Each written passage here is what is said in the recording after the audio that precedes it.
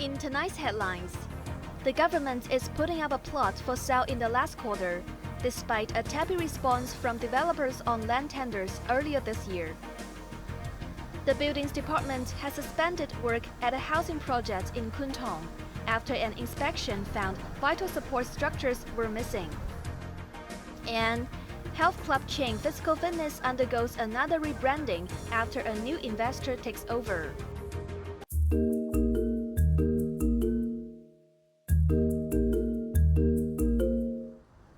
In a rare move, the government is putting up a new plot of residential land in Taiwan, which is not among the list of sites on this year's land sale program for sale in the current financial quarter, amid strong interest from developers in smaller plots. The newly added plot is located on Meitin Road in Taiwan and is expected to provide 360 units upon completion. The Development Bureau explained that developers had shown greater interest in this kind of land and hence decided to put it up for sale. Upon completion of the relevant studies, we find it appropriate to include this site in the land sale program and put it up for tender in this quarter. Having considered market response to the sale of residential sites in Sha Tin in the first 2 quarters, as well as developers' greater interest these days in smaller scale sites well served by transportation network and amenities. While the Urban Renewal Council is not putting up any redevelopment project for tender in the quarter, the MTR Corp will be relaunching the Tung Chung East Station site, which failed to be sold last October. After reducing the scale of the project to half of its previous scale, the site would bring about 600 flats. Together with other sources of housing land supply, the total private housing land supply in this quarter are expected to yield some 2,200 residential flats. Separately, the land supplies in the first 3 quarters of the financial year are estimated to support a provision of 6,470 flats, accounting for less than half of the whole year's target of 13,200 units. Meanwhile, an industrial site for multi-storage building for modern industries in Hongshui-Q will also be launched this quarter, adopting the 2-envelope tendering approach. Bess Leung, Cable News.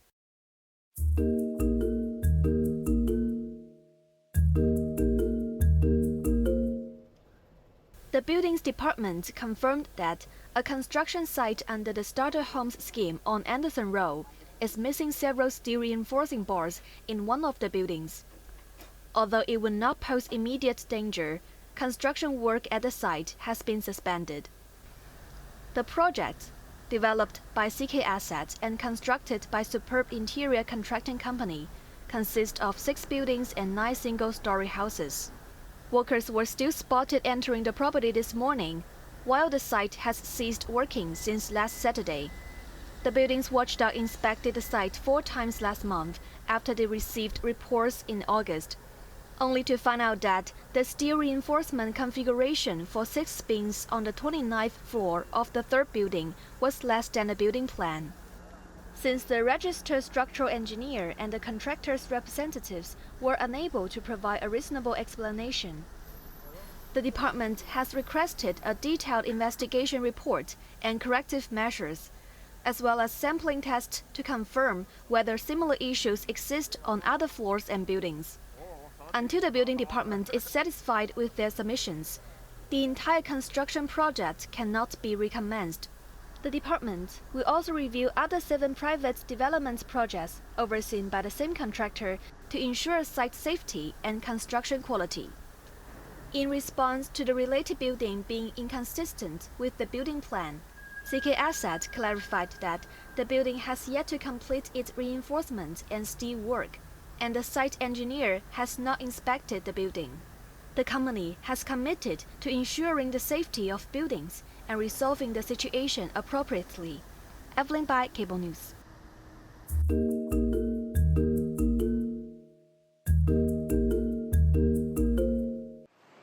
After its abrupt closure last month, a brief reopening under the name Healthy, and a string of disputes with former employees and customers, The defunct fitness chain Physical Fitness will reopen again under another new name, Perfit, at its previous locations in Mongkok and Wan Chai.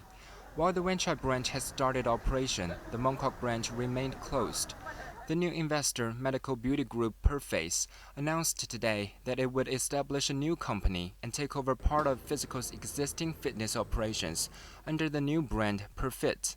It promised that the reopened gym houses, together with the group's 11 beauty clinics, would honor unredeemed gym cards, training sessions, and beauty services for former customers of Physical, but had yet to unveil the new fee schedules.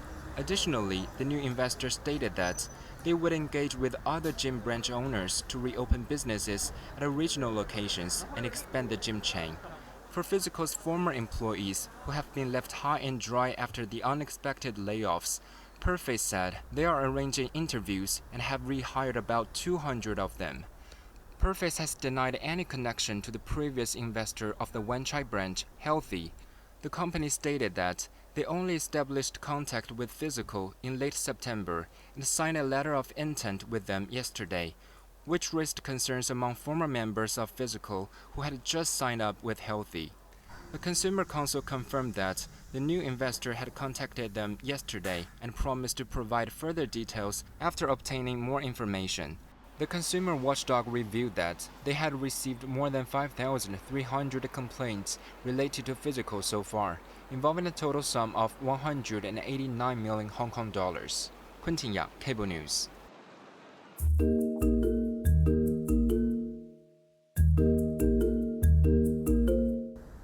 The Housing Authority gave it one last try today and urged the Court of Final Appeal to overturn a ruling that granted married same-sex couples the rights to apply and inherit public and subsidized housing.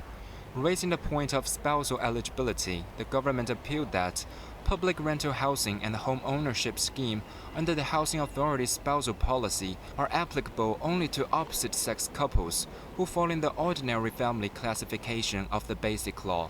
In its appeal to the city's top court, the government also maintained that the same yardstick cannot be applied to both parties, as the HA supports the administration's broader objective of promoting population growth by increasing housing availability. Same-sex couples cannot contribute to birth rate in this aspect. Prior to today's appeal, the authority had failed challenging two high courts rulings, which declared it unconstitutional and unlawful to exclude same-sex couples married abroad ineligible for public housing. Although Hong Kong's top court ruled against same-sex marriage last September, it acknowledged the necessity for same-sex couples to access an alternative legal framework to meet basic social needs. Kwun Tong, Cable News.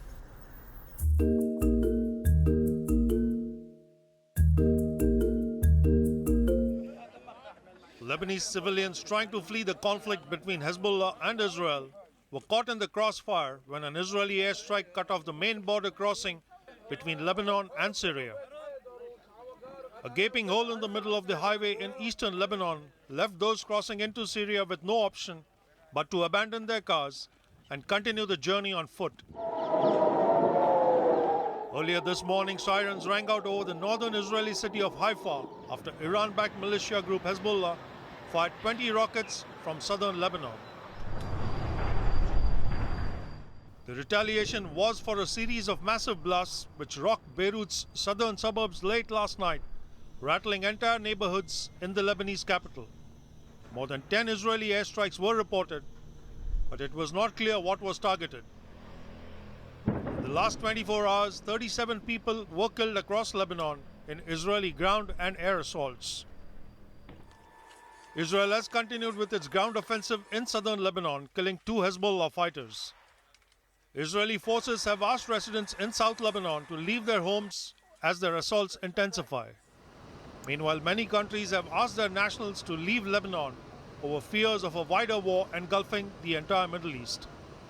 A flight carrying 117 Colombian nationals arrived in Bogota. In a similar move, Spain evacuated 200 of its citizens from Beirut on a military aircraft since most major airlines have stopped flying into the Lebanese capital. The situation in Lebanon has got worse since Israel killed Hezbollah leader Hassan Nasrallah last week, forcing Iran to retaliate in a strike which saw at least 180 ballistic missiles fired at Israel. Sachin Katwi, Cable News.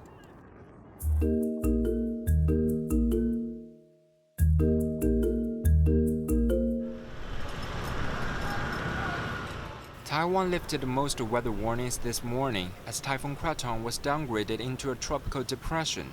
At least 2 people were killed and 1 person is missing, as Kwun Tong brought much of the island to a standstill. More than 600 injuries were reported across Taiwan after Kwun Tong made landfall in the port city of Kaohsiung yesterday afternoon, packing winds of up to 126 kilometers per hour. Amid the chaos of the storm, a fire at a hospital in Kwun County claimed 9 lives. Unstable power supply caused by the typhoon may have contributed to the incident, but investigations are ongoing. Power outages affected 760,000 households, with more than 100,000 still left in the dark this morning. On the brighter side, most of transportation services across Taiwan have resumed, following the reopening of the north-south high-speed rail line, as well as most intercity railroads. The city of Kaohsiung and neighboring Kwun County were hard hit and have declared a 4th consecutive day off to pump out floodwaters and clear debris from the roads. Air travel disruptions continue, with 15 international flights and 88 domestic flights cancelled across the island. Cathay Pacific and Hong Kong Express have resumed departures to Taiwan today. Kwun Tong, Cable News.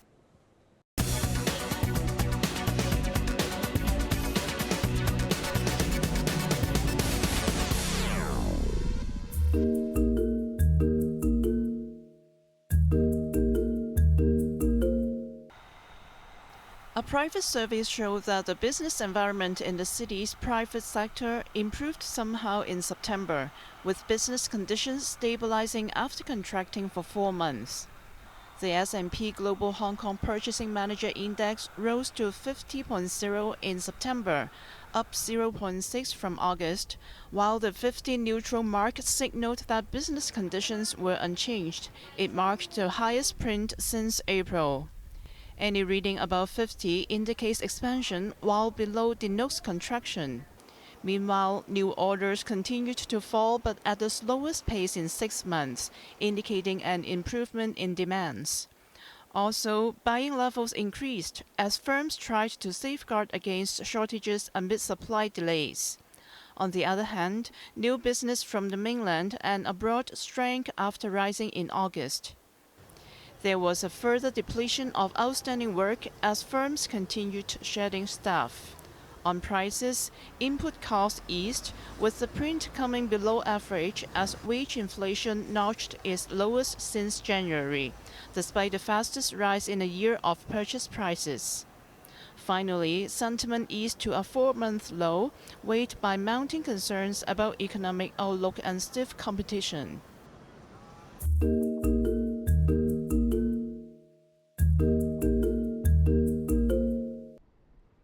Hong Kong is identified as one of the top 10 performers out of the 50 economies covered in the World Bank's first edition of Business Ready report. The Be Ready reports the overall performance of economies in terms of their business environment under 10 topics and 3 pillars. Among the 10 topics, the 3 areas of which the city achieved the highest score were namely international trade, business entry, and utility services, scoring 90.77, 85.49, and 77.71 respectively.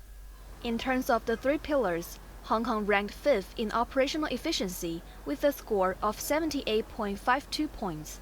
A government spokesperson stated that the report had recognized the city as an international trading center with simple and clear regulations in business entry, together with stable and efficient utility infrastructure.